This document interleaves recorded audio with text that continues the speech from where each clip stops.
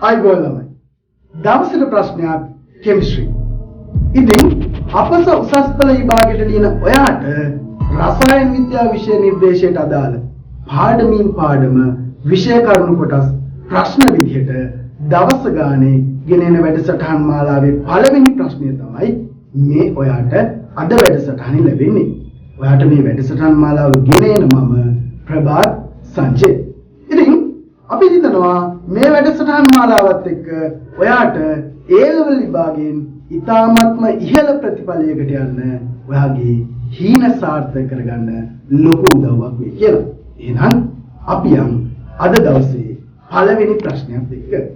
ඔයාලට අපි අරගෙන යන පළවෙනි ප්‍රශ්නේ තමයි පරමාණුක න්‍යෂ්ටියක් සමන්විත වෙන්නේ කුමන අංශුන්ගෙන්ද? ළමයි ඔයා දන්නවා අපි අවුරුදු තියෙන මේ සියලු දේ පදාර්ථ හැදලා තියෙන මූලික තැනුම් ඒකකය පරමාණුව. එතකොට මේ පරමාණුව ගත්තන් පස්සේ පරමාණුවේ න්‍යෂ්ටිය තුළ මොනවද තියෙන්නේ? පරමාණුවේ න්‍යෂ්ටිය තුළ ළමයි ස්ථායි අංශුන් විදිහට තියෙනවා ප්‍රෝටෝන සහ නියුට්‍රෝන. ප්‍රෝටෝන කියන්නේ ධන ආරෝපණයක් සහිත අංශුවක්, නියුට්‍රෝන වලට ආරෝපණයක් නැහැ, උදාසීන අංශුවක්. හැබැයි ප්‍රෝටෝනයි නියුට්‍රෝනයි විතරක් නෙමෙයි මේ පරමාණුව තුළ තියෙන්නේ. න්‍යෂ්ටිය තුළ ප්‍රෝටෝන නියුට්‍රෝන වගේම තවත් අස්ථායි අංශුන් 128ක් විතර තියෙනවා. මොනවද මේ අස්ථායි අංශු? ප්‍රොසිටෝන. ප්‍රොසිටෝන අපිට ගන්න පුළුවන් ධන ප්‍රොසිටෝන, ඍණ ප්‍රොසිටෝන. ඒ වගේම මීසෝන. ඒ වගේම ක්වාක් අංශු. මේ වගේ තවත් අස්ථායි අංශු විවිධ ප්‍රමාණයක් න්‍යෂ්ටිය තුළ තියෙනවා.